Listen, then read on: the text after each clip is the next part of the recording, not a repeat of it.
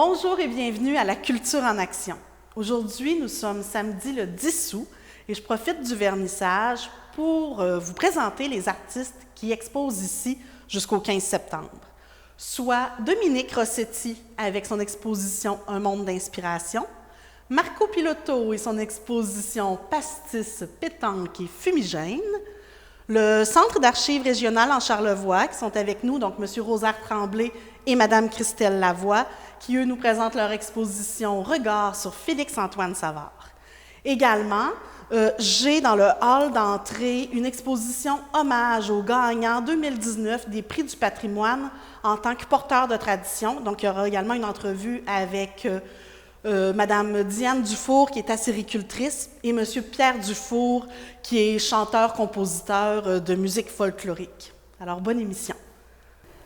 La première exposition que j'ai à présenter aujourd'hui se nomme Un monde d'inspiration et est présentée par M.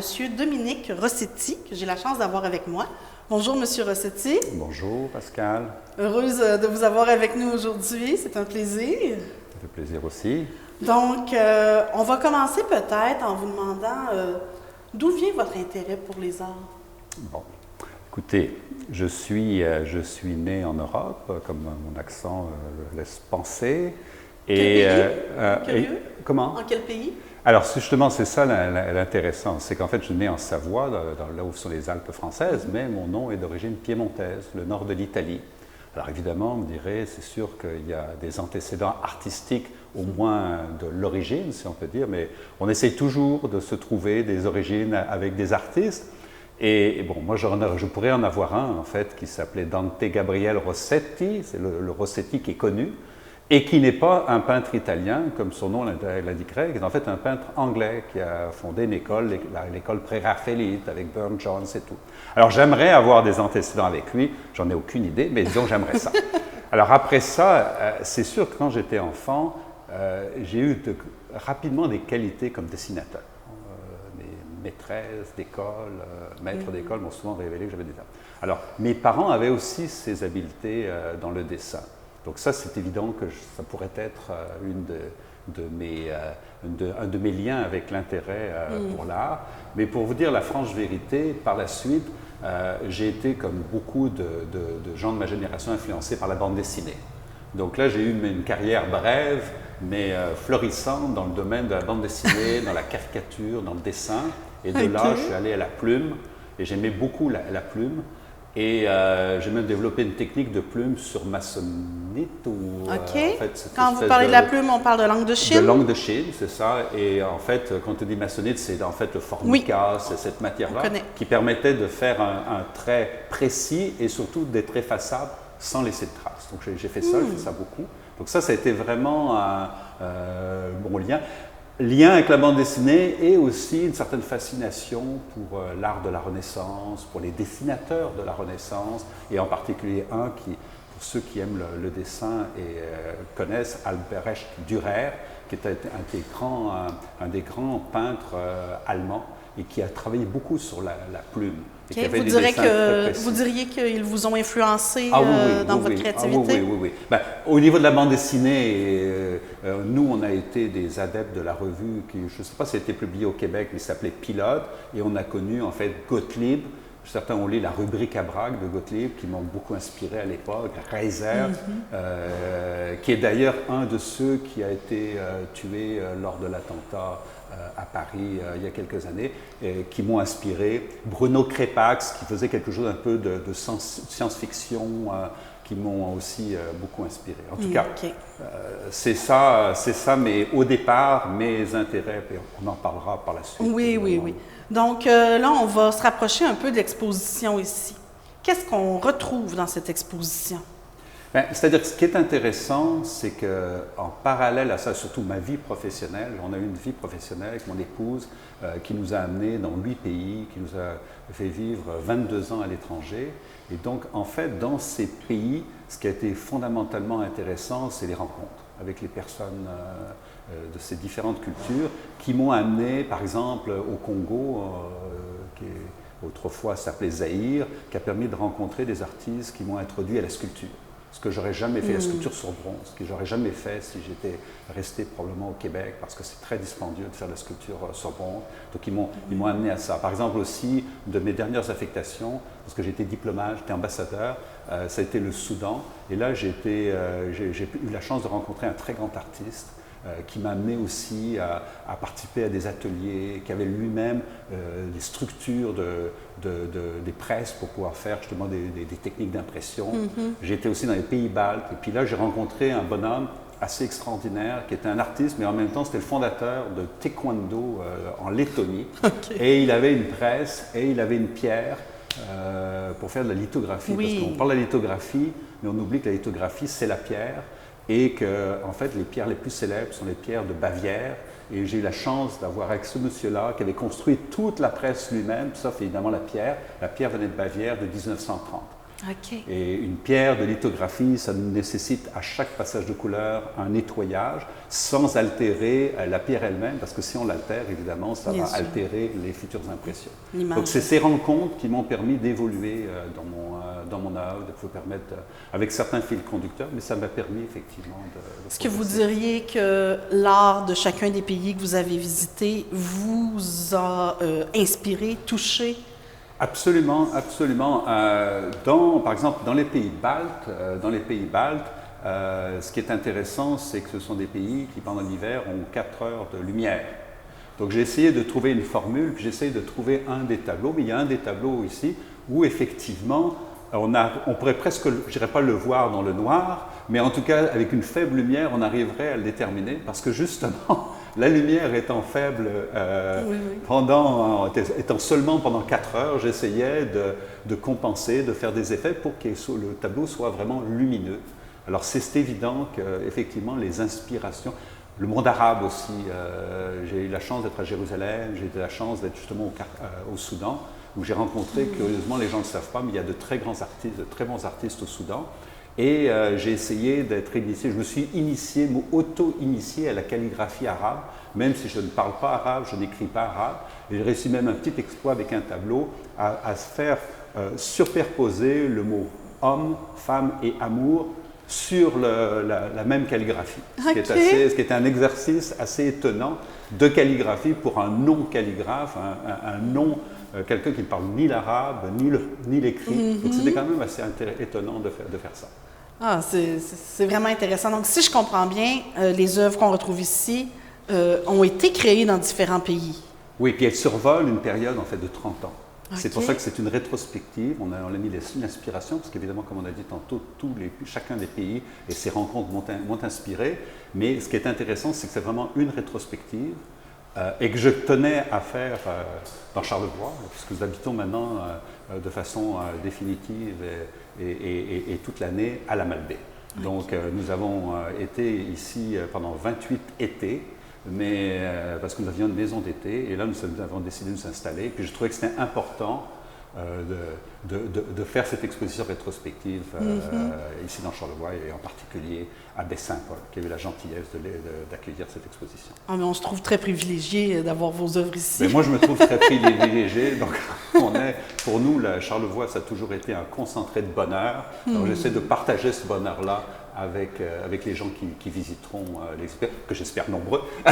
Est-ce que vous voulez me parler un peu des techniques qu'on retrouve? Vous avez parlé tantôt d'impression, mais est-ce qu'on travaille plus l'encre? Est-ce qu'on travaille plus l'huile? Quelle est votre façon de procéder quand vous faites un tableau? La première œuvre, j'ai voulu justement montrer un exemple de plume, et avec ce concept de la Renaissance qu'on appelle une vanité. Une vanité, en fait, dans une période de renaissance après le long Moyen-Âge sombre, où il y a eu beaucoup d'épidémies, on a parlé des vanités. Une vanité, c'était pour montrer la vanité de la vie, c'est-à-dire que tout est vain. Et on montrait donc un corps, mi-corps, on voyait les muscles, on voyait les os, pour montrer que la vie, en fait, n'est que vanité.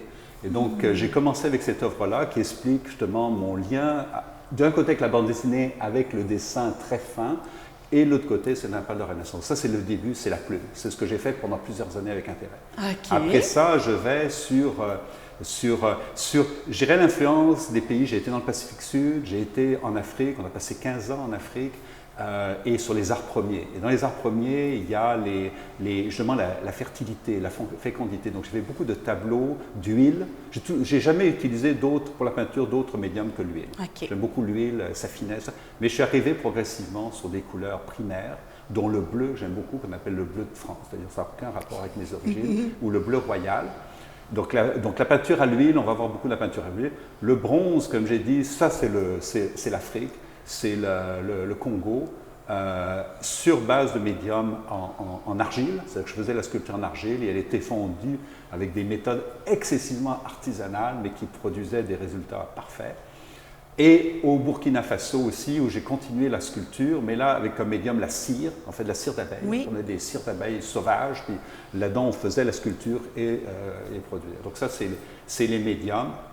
Et puis un petit supplément qui n'était pas prévu, c'est que sur des œuvres lithographiques que j'avais faites dans les pays baltes, à Riga, j'ai demandé à une professionnelle de me faire une tapisserie sur le modèle. Donc là dans l'exposition on va voir la lithographie, qui est en soi intéressant, et la tapisserie qui a été faite. Oui. Puis bon, il y a, disons, deux petits suppléments à l'exposition aussi, en plus de ce supplément que je viens de passer. C'est qu'il y a un supplément un peu politique, mais ça c'est dû à ma carrière diplomatique, donc je n'ai pas pu m'en empêcher. Il y en a un qui était en lien avec la guerre d'Irak, qui est une colombe de la paix avec une larme en sang. Ça c'était un rapport avec la guerre. Et puis il y en a un que j'avais fait à Jérusalem, où j'appelle « Je suis là », qui est en 3 langues, en hébreu, en arabe et en français. J'aurais pu mettre en anglais, en anglais, français, j'ai mis en français. D'ailleurs, il y avait beaucoup de gens qui parlaient le français dans cette région-là du monde. Alors ça, c'est mes deux suppléments, mais c'est mon supplément politique. Oui. Puis il y a un supplément émotif, si on peut dire, puisque nous étions en Haïti pendant le tremblement de terre. Donc on a un tableau particulier qui m'est très cher personnellement, qui est le palais présidentiel éclaté. Et même un petit morceau de gravat, parce que malheureusement, après le tremblement de terre, des gravats, il y en avait partout. Tout à fait. Et ça, c'était ma façon d'exprimer le... Donc, vous avez récupéré une partie du palais oui, et vous l'avez intégré. Je ne pense pas qu'Haïti m'en voudra, ce n'est pas trésor national, mais je voulais l'intégrer dans le tableau parce que c'était important d'exprimer quelque chose suite au tremblement de terre. Je voulais absolument. Et l'encadrement, d'ailleurs, a été fait par un artiste haïtien. Et je trouvais que c'était important. Il y a aussi un autre tableau qui vient d'Haïti, qui est plus en rapport avec la culture vaudou, qui s'appelle Mami Wata. Et Mami Wata, dans la culture vaudou, c'est la déesse mère. Alors comme on est près de la mer ici, c'est important. Alors elle est aussi bien le bien dans le sens de la générosité de la mer que le mal dans le sens que la dureté de la mer, les tempêtes, tout ça. Mais c'est une déesse très importante dans la culture vaudou. C'est vraiment intéressant de discuter avec vous, M. Rossetti. On pourrait vous parler à peu près 4 heures sur chaque tableau. Mais franchement, ça a été très inspirant d'avoir cette conversation-là avec vous. Ça nous permet vraiment de mieux comprendre votre travail, les œuvres qui sont présentées ici. Sincèrement, je vous remercie. C'est avec un grand plaisir. On invite le public à venir voir votre travail. Moi aussi. En tout cas, c'est une autre rencontre.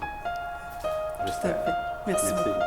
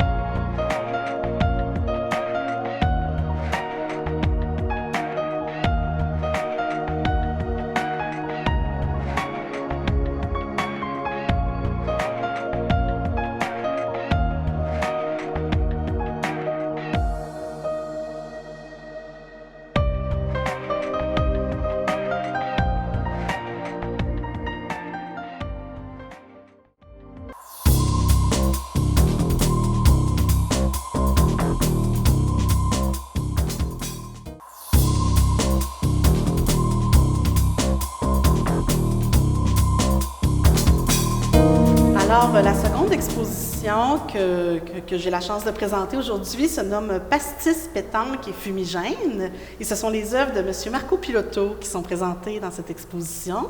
Bonjour, M. Pilotto. Bonjour. Heureuse de vous avoir avec nous aujourd'hui. C'est un honneur pour moi. Pour moi également. Parlez-moi donc de qu'est-ce que la peinture représente pour vous dans votre vie. La peinture est apparue un peu avec mon accident, enfin de retrouver ma mobilité. J'ai toujours dessiné, j'ai toujours été axé vers les arts plastiques. J'ai grandi dans un milieu où est-ce qu'il y avait de l'art, dans la résidence chez mes parents.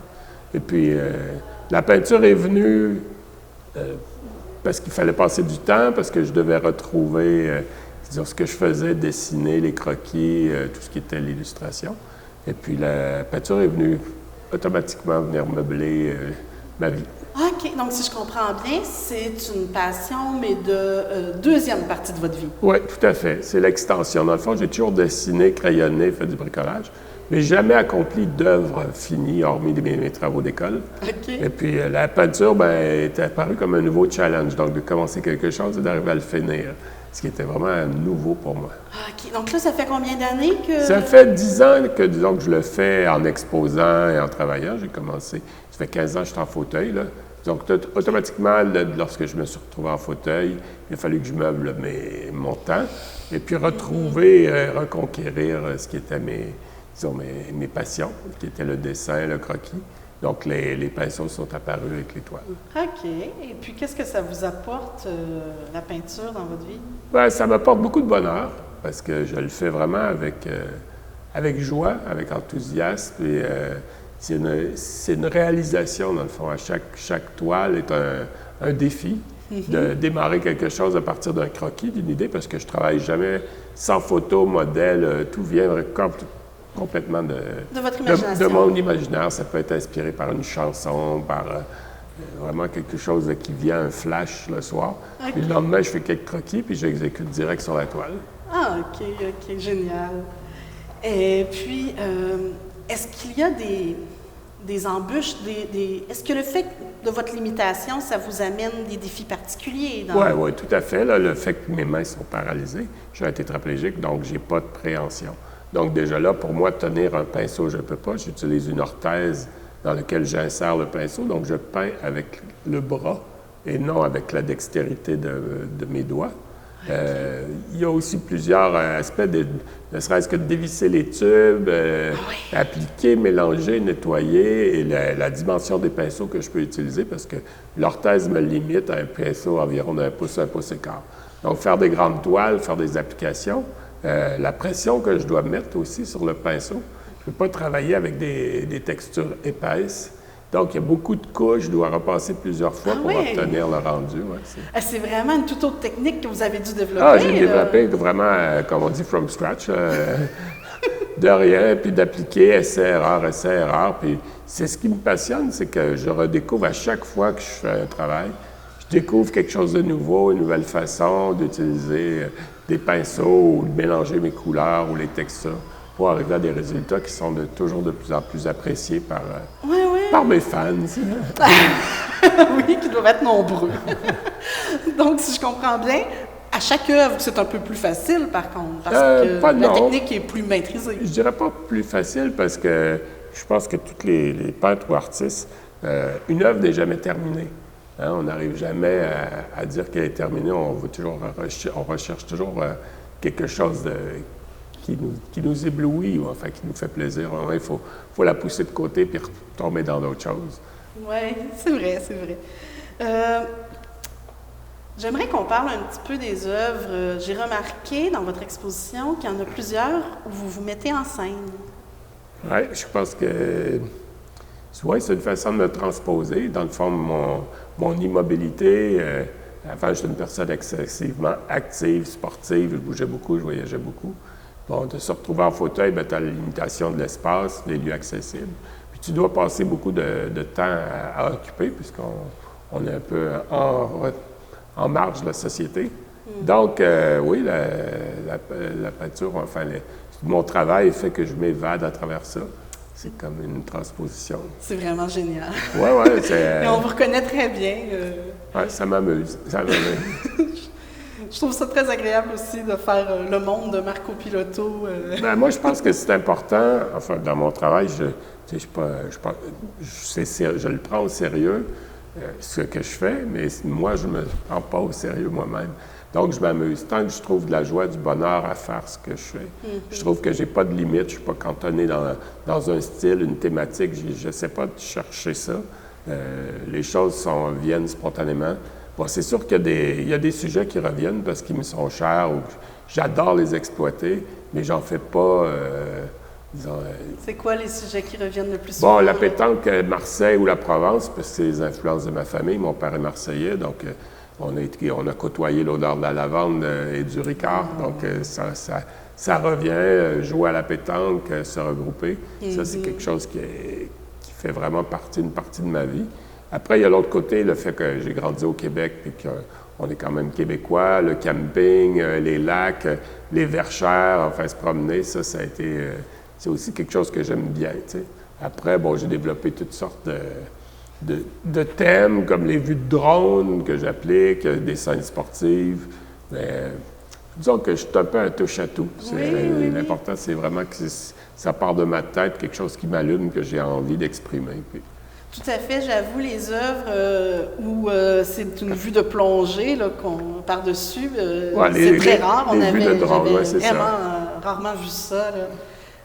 Ça vous a permis vraiment de travailler les œuvres de façon. Oui, ça change le style, la vision. Puis si les gens, ils aiment ça, parce que justement, c'est un point de vue différent. Tout à fait, c'est super original. Puis ça définit un style vraiment que on ne peut pas prendre, on ne peut pas copier.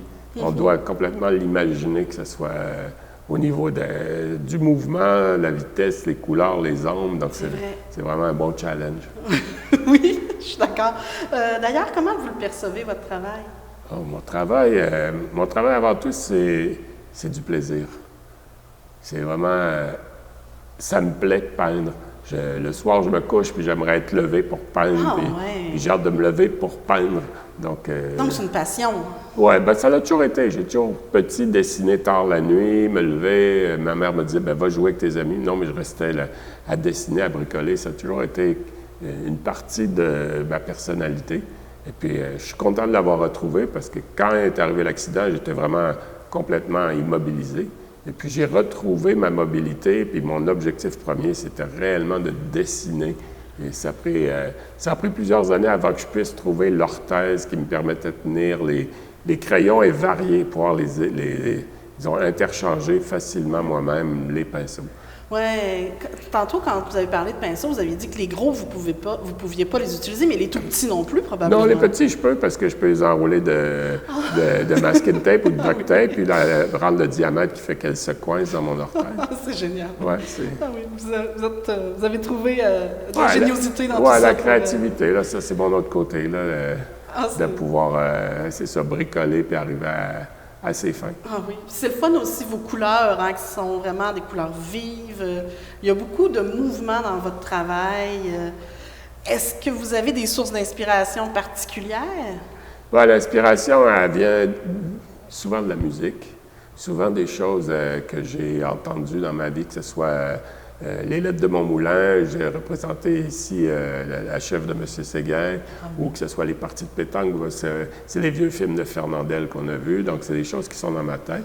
Mais souvent la musique, parce que j'écoute beaucoup de musique, et ça peut être une parole, une phrase. J'ai travaillé sur le texte d'Arthur Rimbaud qui a été chanté par Robert Charlebois, Sensation. Et puis, ça m'a inspiré à peindre un ou deux tableaux qu'on voit ici dans l'exposition. Okay. Donc, c'est des choses comme ça qui apparaissent. Ça peut être Serge Fleury ou un autre. Là. Des fois, c'est une phrase dans une chanson qui me donne une image et puis que j'ai envie de la mettre sur toile. Ah, c'est vraiment génial. Hey, merci beaucoup, M. Piloto. Je te remercie. On invite les gens, bien sûr, à venir voir votre exposition. Oui, venez voir, amusez-vous. Et puis, c'est ici jusqu'au 15 septembre. Est-ce qu'il y a moyen de voir votre travail sur Internet? Oui, sur Internet, j'ai un blog. Je pense que les gens peuvent facilement googliser mon nom et puis trouver un paquet de points de vue. Les images sont là, aussi à la Galerie Mont-Sainte-Anne, chez Giovanni Girometta, qui a été mon premier mentor, très important. Donc, je Je pense que d'arriver à Baie-Saint-Paul, ben, c'est prometteur aussi parce que c'est une grande source d'inspiration. C'est vrai, vous êtes un nouveau résident. Oui, c'est ça maintenant, c'est ça. Je peux me faire partie du groupe des artistes de Baie-Saint-Paul. C'est génial. Oui, c'est agréable. Merci. Hey, merci beaucoup, puis bienvenue à Baie-Saint-Paul. Merci.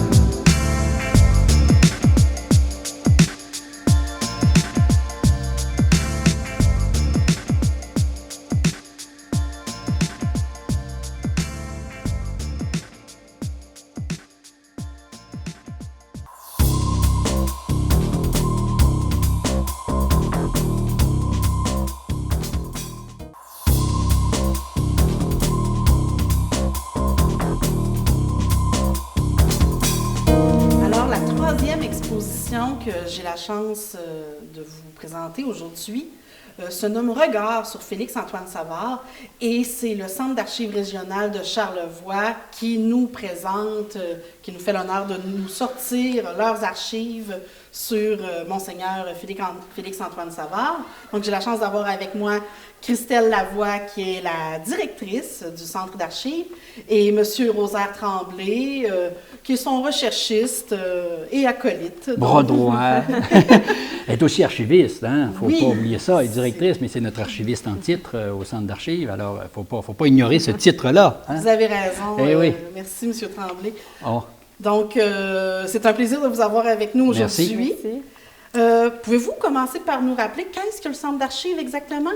Oui, bien, le Centre d'archives, c'est un organisme à but non lucratif. Et puis, c'est un SAPA, donc un service d'archives privé agréé par Bibliothèque et Archives nationales du Québec. Donc, à ce titre-là, on fait partie d'un réseau provincial là, qui compte 42 services d'archives.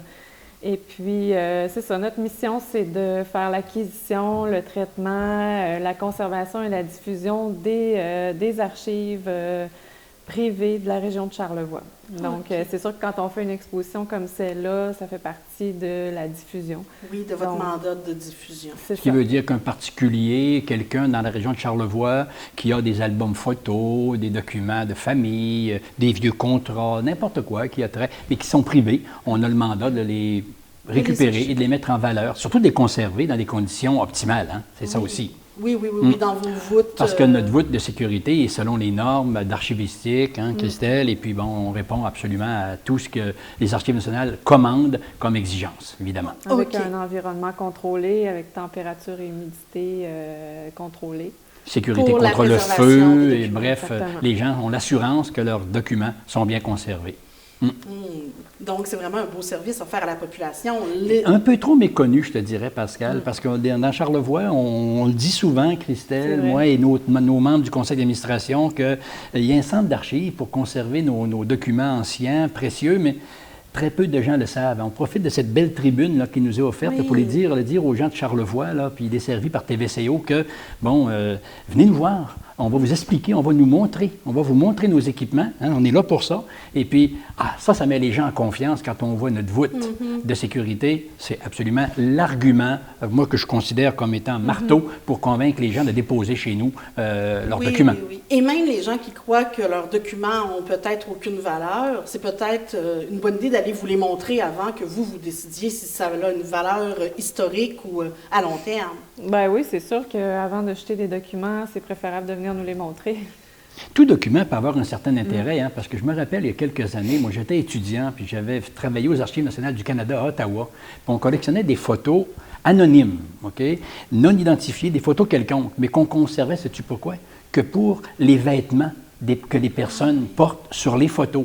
Alors, on analyse les chapeaux, le vêtement, les chaussures, peu importe, alors, ou des équipements de l'environnement autour.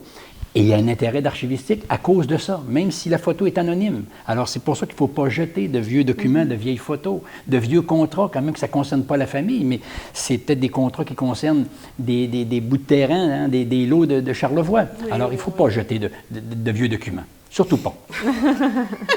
Merci beaucoup. Je crois que ça va être utile. Le message est passé. Oui, oui, oui. Donc là, si on revenait à l'exposition ici, qu'est-ce qu'on a présentement? C'est ça, comme tu l'as dit tantôt, notre exposition, c'est Regards sur Félix-Antoine Savard. On a mis Regard avec un S parce qu'on voulait mettre en évidence les différentes facettes de la vie de Monseigneur Savard. On sait qu'il a porté plusieurs chapeaux tout au long de sa vie et c'est là-dessus qu'on voulait mettre l'accent. Donc, on parle de l'homme d'Église, de l'enseignant, de l'écrivain, du poète, du colonisateur. Ça, de l'ethnologue. De l'ethnologue, c'est vrai. Hein, de l'ethnologue. Il y avait plusieurs titres, hein, ce Monseigneur Savard. Oui, entrepreneur qui a fondé la papeterie Saint-Gilles. Et le colonisateur. Oui, c'est Faut ça, pas on était l'oublier. rendu là. Hein? La colonisateur de la ville de Clermont, je crois. Non, fondateur.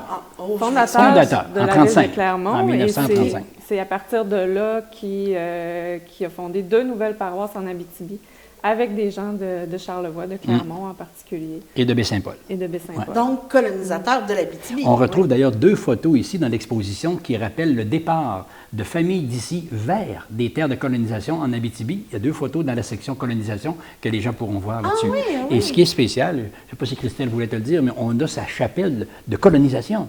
Qu'est-ce qu'une chapelle de colonisation? Expliquez-moi. C'est que c'est un prêtre. Et en allant reconduire ses ouailles vers les villages de fondation en Abitibi, il faut qu'il s'amène aussi comme prêtre sur le terrain. Alors, il a sa chapelle qu'il récupère dans un poste de colonisation, un bureau de colonisation qui est à Québec. Et puis, il part avec, mais là-dedans, il y a tout ce qu'il lui faut pour célébrer les messes de semaine et du dimanche avec l'autel portatif, mais là-bas, en forêt ou en terre de colonisation. Une chapelle itinérante. OK. Donc, si je comprends bien, c'est une valise. Une valise. Où il y a tout à l'intérieur. Tout est là. Pour faire la messe. Les vases sacrés, le petit autel en marbre, et les prières, le missel et tout, et tout ce qu'il lui faut au bout de son bras. Et sa chapelle est itinérante ainsi. C'est assez spécial. Ah, OK. Très belle pièce à voir. Oui. Donc là, si on se situait dans le temps, là, Félix-Antoine Savard a été important, a été actif vers quelles années à peu près? Dans plusieurs domaines. Hein. Il a commencé homme d'église, ensuite colonisateur. Donc, je dirais que c'est vraiment tout au long de sa vie. Vers la fin de sa vie, il est décédé en 1982, mais à ce moment-là, il était très investi dans la papeterie Saint-Gilles. Donc, comme fondateur. Comme fondateur, ben oui. Donc, on dirait que ses œuvres ont commencé autour de 1930. C'est Menot qui va marquer sa carrière, hein, littéraire. Vraiment littéraire, là, en 1937, avec la publication de Menot, là, qui fait de lui sa notoriété. Il est couronné par l'Académie française, d'ailleurs, hein, à ce moment-là, à cause de Menot. Il va s'en suivre la Minuit et puis la Bâtie, dont on a un manuscrit. Il est ici. On a le manuscrit de la Bâtie. On a même la première édition de Menot. De Menot corrigé de sa main. Ce qui est absolument incroyable. Premier galet corrigé de sa main de la première édition de Menot. C'est absolument incroyable. Vraiment. Comme pièce de collection. Est-ce que c'est indiscret de vous demander comment vous avez réussi à avoir ces pièces-là? De quelle façon c'est... Bien, en fait, c'est de sa famille? Non. Non, mais en fait, c'est important de le mentionner que tout ce qu'on présente ici dans l'exposition n'a jamais été exposé. Donc, c'est un fonds qu'on a recueilli en 2016 et qui se trouvait, c'est un sauvetage qui se trouvait dans la maison de Monseigneur Savard. Tu peux peut-être en parler? Oui, bien écoute, j'étais un petit peu le sauveteur, justement, parce qu'elle parle de sauvetage de l'affaire. On a ouï dire qu'il reste encore des choses dans les combles de la maison de Monseigneur Savard. Qui était dans quel coin, la maison de Monseigneur Savard? Aux éboulements, OK. au pied de la côte, dans la partie des éboulements, et non pas Saint-Joseph-de-la-Rive. Hein. En passant, Monseigneur Savard était résident des éboulements. OK. Quelques mètres plus loin, c'était Saint-Joseph-de-la-Rive, mais lui était aux éboulements. Bon, correction géographique. Oui. Mais donc, dans cette maison-là, depuis son décès en 82, l'Université Laval avait récupéré une bonne partie de son fonds, mais il restait des choses dans les combles. Et là, je suis mis un peu au parfum de l'affaire, et voilà que je me suis mis à vouloir récupérer ça. Et la suite, on a récupéré un fonds absolument incroyable de tous ces documents. Tout ça c'est était une caché dans infime les combles Oui. de son ancienne maison, mais Voilà. c'est extraordinaire. Mais ça, c'est une infime partie, là, Pascal. Quand on regarde le volume de De ce mètres qu'on a, linéaires c'est de sûr. ce qu'on a, c'est absolument une infime partie. Donc, ce Alors, grenier-là était plein à craquer, si je comprends bien. c'était un processus de rénovation qui a conduit à cette investigation des combles pour rénover la maison. Et puis, bon, là, je suis mis en contact avec les gens qui sont propriétaires en France. Et puis, ben voilà, la suite déboule. Et puis, bon, on nous donne au centre d'archives l'ensemble de tout ce qui s'y trouve dans la maison, au Et niveau ce qui est archives. extraordinaire aussi, c'est la qualité. Ils sont restés d'excellentes, sont vraiment restés, c'est d'excellente qualité, là. Oui, bien, c'est En bon sûr état? qu'il y a certaines marques du temps, là, mais étant donné les circonstances dans lesquelles elles ont été conservées depuis 1982, oui, ils sont en bonne qualité. Sont en Des bon objets état. personnels très intéressants, comme ses plumes d'écriture, son plumier, son encrier, plein de petits objets personnels comme ça, qui sont quand même assez intéressants. Et je pense que la force aussi de notre fonds qu'on conserve, c'est la correspondance. Hein? Oui, une riche correspondance avec les plus grands du Québec et du Canada de l'époque. Nommez-moi là. quelques gens célèbres. Maurice Duplessis, Maurice Duplessis. on en a 2 ou 3 lettres de lui dans l'exposition. Octave Crémazie, et puis, bon, et surtout Marius Barbeau. Marius Barbeau, le Marius Barbeau. Et aussi une correspondance avec sa famille, avec ses parents, sa mère, son père, ses sœurs, OK. alors qu'il fait ses études. C'est très Ouais. intéressant. La nostalgie de l'extérieur quand il écrit à sa mère, plein de correspondances avec sa famille, c'est absolument incroyable. Donc là, je vois que son travail est très, très vaste. Comment vous avez réussi C'est un homme à montrer 360 degrés, Monseigneur Savard, que je pourrais décrire. ça? tu sais. OK. Ouais. Mais comment vous avez réussi à en faire une exposition? Vous l'avez séparé par thème ici, Oui. ou par époque, Oui, ou c'est comment ça. vous y avez été? Bien, en fait, les thèmes sont chronologiques. Hein, donc, on commence avec l'homme d'Église. Ensuite, il décide de quitter la vie ministérielle pour l'enseignement à l'Université Laval. Donc, c'est vraiment en ordre chronologique. C'est des parties de sa vie. OK. Ce qui est intéressant aussi, c'est la section fondateur de la ville de Clermont. À l'époque, le village de Clermont, avec les plans de la première église qu'il demande de dessiner selon sa vision de la première église de Clermont, qui est originale, et l'original est là, Oui, tu sais, oui. exposé ici. Ça, c'est le fun, hein, le côté fondateur de Clermont. Puis c'est lui qui a donné le nom de Clermont en passant. Hein. Il dit Clermont, pourquoi, par exemple? Il dit ici, là, en fondant sa paroisse, les monts, il me semblent clairs. Il y a de la lumière. C'est joli. Et puis, d'où la dérivation de Clermont. C'est comme ça que le nom de la ville est né. OK, OK. Alors, Monseigneur Savard, c'est un des beaux aspects que nous traitons ici. Et un artefact peu banal. Tu peux en parler, Christelle, qui est là. Ah oui, la chaise. Hein? La chaise de Menot. Onésime Godreau. Qu'est-ce qu'il y a la chaise de Menot? Ben, en fait, c'est une chaise qui a été trouvée dans la maison de celui qu'on appelait Menot, qui a inspiré Monseigneur Savard là, dans la publication. Onésime Godreau, OK. de son vrai nom. Qui était un homme Qui de était- Charlevoix, qui était un homme Oui, de Notre-Dame. Saint-Aimé. Saint-Aimé? Oui, Saint-Aimé? Saint-Aimé-des-Lacs. OK. Et Donc, puis, c'est lui qui l'a inspiré pour faire son personnage, mais on a sa chaise sur laquelle il s'assoyait à tous les jours. Ouais, wow. C'est original, ça. Donc, non seulement vous avez des choses de Monseigneur Félix-Antoine Savard, mais aussi des choses... Autour. C'est ça qui gravite, Qui gravite autour, autour ouais. de son inspiration ou de sa vie, là, si je comprends bien. Donc, si on revenait au centre d'archives, je pense que vous êtes présentement en campagne de financement. Oui, bien c'est sûr que nous, nos services sont toujours gratuits. Alors, c'est sûr qu'on a besoin d'une campagne de financement là, pour nous aider à conserver la gratuité.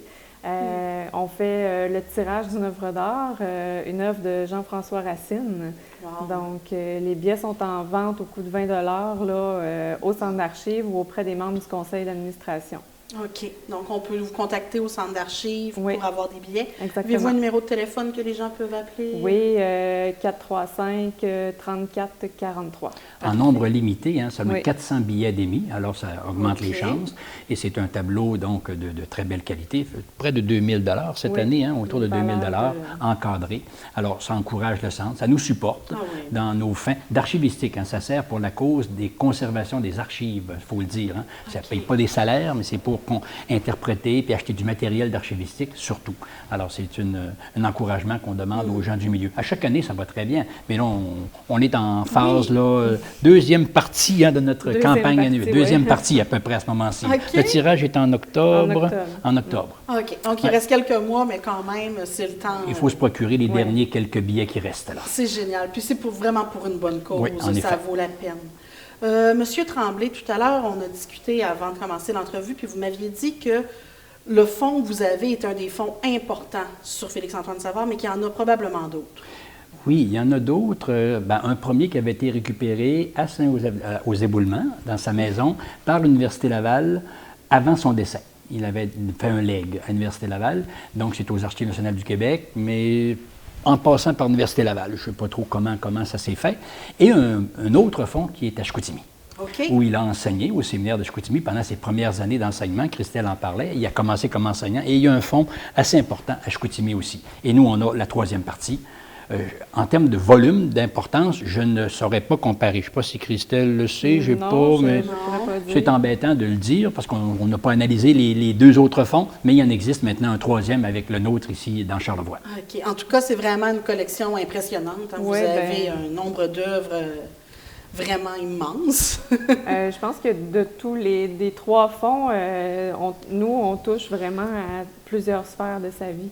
Donc, on a autant des choses sur la colonisation de l'Abitibi que sur la littérature, ses études. On a une photo de Monseigneur Savard à 10 ans. Oh, wow. Donc, on touche quand même...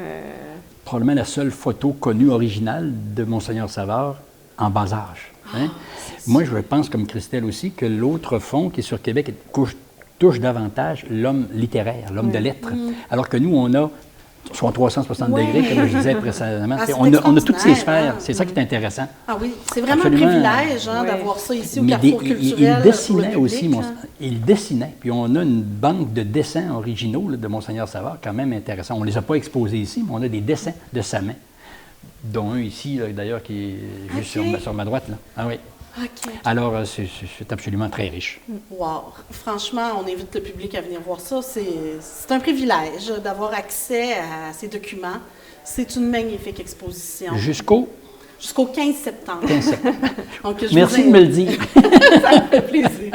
Donc, merci beaucoup d'être là. Merci. Merci, Pascal. Merci, Normand, la technique.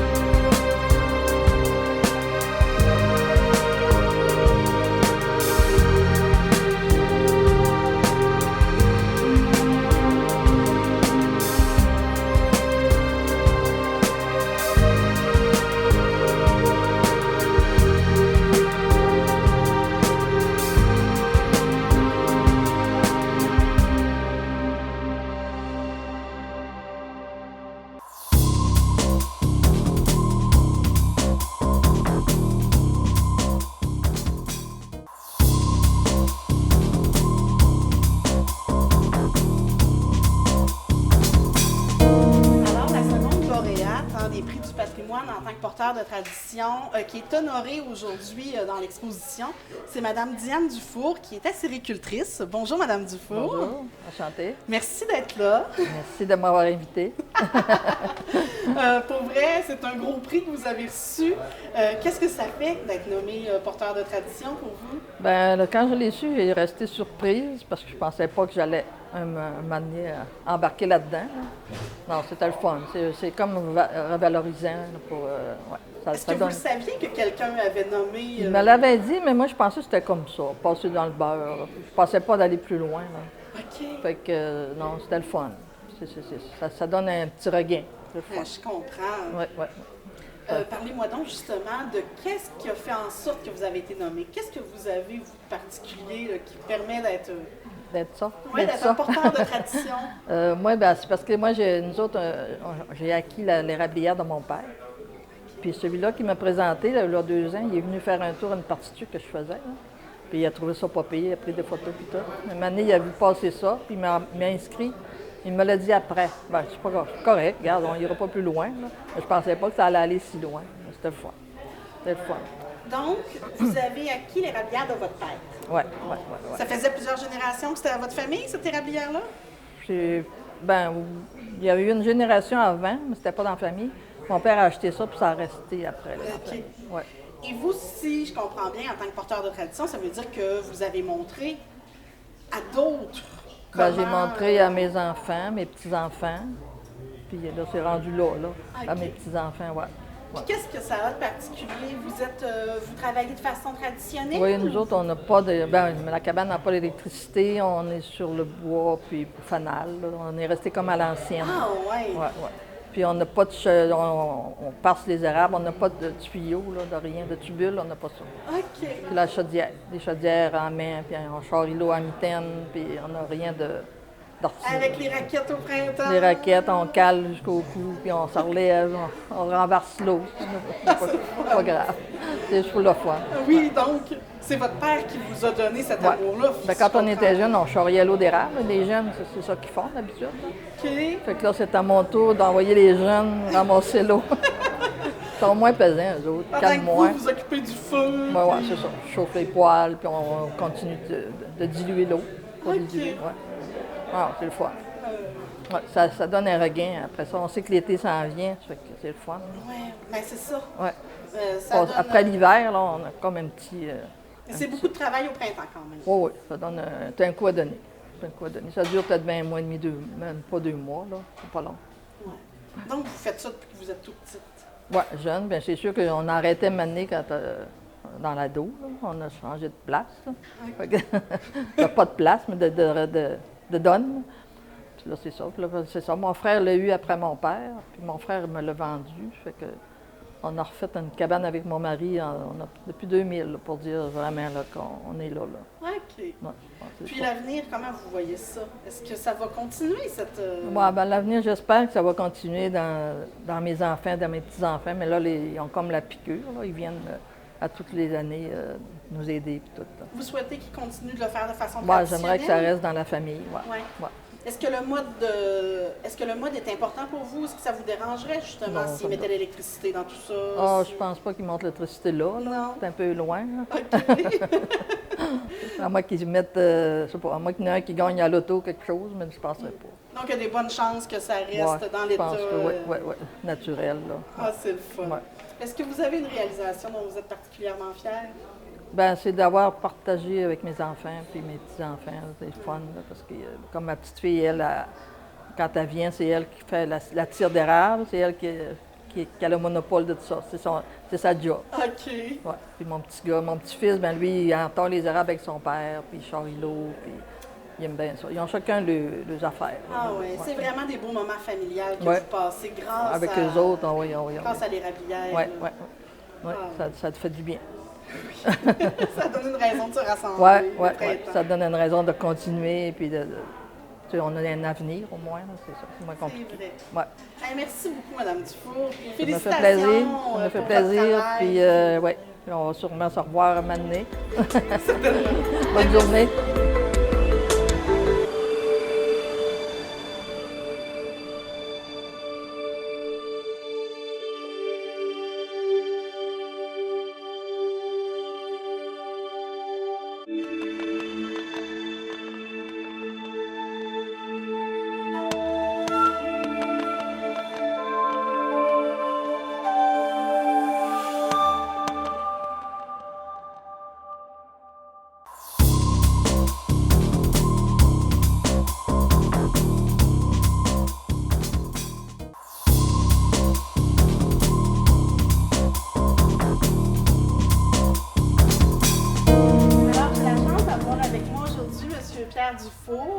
qui est lauréat, qui a gagné le prix des porteurs de tradition au prix du patrimoine 2019 en tant que compositeur et interprète de musique folklorique. C'est cela. Bonjour, Bonjour. M. Dufault. Ça va bien? Oui, merci d'être là aujourd'hui. Ça me fait plaisir. Dites-moi donc, qu'est-ce que ça fait que d'être nommé porteur de tradition? Eh, mon Dieu, c'est un peu c'est une surprise, parce que c'est pas nous qui nous présentons, c'est quelqu'un d'autre qui soumet notre nom de candidature. Ben non, on est quand même fiers, mais en même temps, on n'est pas les seuls non plus qui font ça, donc on est comme surpris, entre autres, on est surpris de... Ouais. Donc, mais c'est quand même agréable. Pouvez-vous m'en parler des traditions que vous partagez qui vous ont permis de gagner ce prix-là? Avec plaisir. Moi, c'est surtout au niveau du chant et puis des traditions orales, si on veut. Okay. Moi, ça vient de mon enfance, ça vient de... Comme dans toutes les bonnes familles québécoises où ça chantait, où ça racontait des histoires. Ne serait-ce que dans le temps des fêtes, dans les soupers, dans les moindres soupers, à longueur de journée, dans le fond. Là. OK. Fait que c'est vrai que mon père chantait, puis moi, j'ai repris des vieilles chansons parce que je trouve ça important, parce que le folklore, dans le fond, c'est que la moindre chanson qui va arrêter d'être chantée, ben, elle va tomber dans l'oubli, elle va tomber dans parce qu'on ne va pas sur Facebook pour trouver ces chansons-là. Là. C'est vraiment de bouche à oreille. C'est ce qu'on appelle la tradition orale. Là. Tout à fait, tout à fait. Est-ce que c'est des chansons qui venaient vraiment de l'île aux Coudres ou un peu partout au Québec? Un petit peu partout au Québec, je crois, parce que mon père, lui, dans le fond, c'était un ancien bûcheron. Il montait dans les chantiers pour aller bûcher, puis il ramenait des chansons de ce coin-là. Puis il y a des chansons de marins aussi, il y a beaucoup de marins aussi à l'île aux Coudres. Vraiment. Et puis moi, j'allais de maison en maison quand j'étais petit, puis j'entendais chanter ces messieurs-là, puis je trouvais ça impressionnant. Ouais. Donc, de fil en aiguille, j'en suis venu à chanter. Puis, c'est un grand privilège que vous avez de côtoyer c'est en plein ça. Oui. Mais j'ai aussi entendu dire que vous en composiez de la musique folklorique. Oui, on en compose un petit peu aussi. J'en compose encore, ce qui est plutôt rare. Présentement, c'est beaucoup de chansons qui sont reprises, avec des nouvelles adaptations. On le fait aussi, là. Okay. Mais à l'occasion, ça me tente d'en composer une, donc j'y vais. Est-ce que vous êtes encore inspiré par les mêmes thèmes, la mer, le bois, etc., ou vous y allez... C'est dur de s'en sortir, je vais dire. Je reste à l'île aux Coudres en plus. Oui. C'est dur de ressortir un peu de ces bases-là. Là. Donc, je veux dire, non, on s'inspire beaucoup de ça encore. Là. Ouais. Des marins, des vieilles histoires. Ouais. Je pense que dans Charlevoix, vous êtes aussi connu pour une œuvre qui est encore plus vaste, pour les Arthur à Noël. Oui, puis il y a mon groupe, c'est ça, oui. Est-ce que c'est vous qui l'avez construit, ce groupe-là? Oui, je l'ai fait là 15 ans, pour une simple et bonne raison, parce que je trouvais que mon père était vieux. Et puis j'ai dit, le monsieur peut partir d'une journée à l'autre. Fait que j'ai fait ça pour le fun. J'ai dit, on va s'appeler les Arthur à Noël, parce que le terme est... Parce que dans le temps, quand j'allais, disons, à la quincaillerie ou à l'épicerie du coin, les messieurs disaient, t'es un petit gars gay, toi? Ben, j'étais un petit gars à Gaston, mais ils te reconnaissaient pas. Il fallait que tu dises, j'étais un petit gars à Gaston, Arthur, à Noël, à Élie. Ah, c'est génial. Et puis, elle te reconnaissait. Oui. Fait que c'est pour ça que j'en suis venu à dire, on va s'appeler les Arthur à Noël. Et puis, c'est mon père, ça te tente-tu, tu vas embarquer avec moi? J'ai embarqué mes neveux, mes nièces, justement pour éviter que ces chansons-là ou ce verbe-là ne se perdent dans l'histoire. Là. Quelle bonne idée. Puis en cours de route, il y a des musiciens qui sont joints à nous. Et puis, Ah oui, vous êtes une belle gang. Hein? Ah oui, une belle gang, c'est le fun. Puis je pense que vous avez aussi un peu à voir avec le festival folklore. C'était un autre de mes idées, ça. C'est un autre de mes idées. Justement pour éviter aussi que ça se perde. Parce que dans le fond, il y a beaucoup de festivals de folklore au Québec, mais tu pars dans la maison de la Naudière, si on veut. Dans Joliette, c'est très, très fort. Puis il y avait comme un neutre entre les deux. Tu te rends en Gaspésie aux îles de la Madeleine. Donc entre les deux, il y avait comme un neutre. OK. Puis j'ai décidé, regarde, on a aussi du folklore, on a de quoi dire. Vous avez raison. On a des bons musiciens dans le coin, on a encore beaucoup de joueurs d'accordéon et tout. Ça manquait dans Charlevoix. Et puis c'est ça, fait qu'on a décidé de le faire quand Frédéric aussi, puis Geneviève Jaudoin sont installés là au Coudre. Puis on disait, bonne ton idée, pourquoi on le fait pas? Je trouvais ça complexe un peu, mais finalement on s'est lancé, puis ça va notre 5e année. Le 21 septembre, puis ça va quand même bien. Oui, c'est ça augmente à chaque année. Puis la réponse est bonne, on a de la belle, c'est le fun. Y a-t-il une responsabilité qui vient avec le prix que vous avez gagné? J'imagine que oui, mais je la sens pas. C'est génial. Il faut pas se mettre de pression. Mais c'est sûr qu'il y a une responsabilité. Hein. Comment je pourrais dire ça? On passe un message, et puis ce qu'on dit, ne serait-ce qu'au micro, parce que moi j'improvise beaucoup entre les chansons. je compte pas, je raconte toutes sortes d'histoires. Donc, il faut aussi que ce qu'on dit, mais que ça soit sensé, que ça soit... il y a quand même une responsabilité. C'est vrai ce que tu dis à ce niveau-là. Dans le message qui est ouais. véhiculé. Là, C'est en plein ça. À ce Ouais. niveau-là, je pourrais dire oui, il y a une responsabilité. Ouais, mais aussi dans la transmission de la tradition. Ouais. Je crois que là, vous êtes porteur de ça. Parce que je l'ai vraiment dit tout à l'heure, c'est vraiment, je te dis, la moindre chanson qui va arrêter d'être chantée, au bout de 2-3 ans, ça tombe dans l'oubli. Là. Ouais, Ça tombe dans l'oubli, puis ça va... c'est terminé. c'est vrai. Fait qu'à ce niveau-là, je pense qu'il y a une responsabilité. Donc, d'après vous, ce serait quoi votre plus belle réalisation? Mon garçon, non? C'est une excellente réponse. C'est mon garçon. Ben, dans une réalisation, je pense qu'on le fait tous les jours. Hein, on réalise plein de choses. Puis c'est ça, je pense que la réalisation, c'est ça. Je pense de transmettre encore ces vieilles chansons-là. Je suis fier de ça. Oui, je comprends. Est-ce qu'il y a un endroit en particulier où on peut voir votre travail, où on peut... Nous entendre, hein? Ben, où on peut vous entendre, oui. Ben, c'est sûr qu'au festival, c'est tout le temps notre groupe qui roule le festival le vendredi soir. C'est les Arthur reçoivent, si on veut. Là. OK. C'est toujours différent. Et puis, on a des spectacles. Je chante régulièrement la Fatacine aussi à l'île aux Coudres, Oui, tout à fait. en format réduit. OK. Et puis, à l'occasion, bonjour, bonjour. Ouais. Fait que c'est ça. OK. Non, il faut suivre un peu les médias sociaux. On n'est pas cédulé tant que ça précis, là. Mais il faut suivre les médias sociaux, il faut suivre le journal. Puis, C'est parfait. C'est ce qu'on va faire. Hey, Ok. merci beaucoup, M. Ben, Dufault. merci à toi. Merci de l'avoir invité. Félicitations. c'est très gentil. Ce beau prix.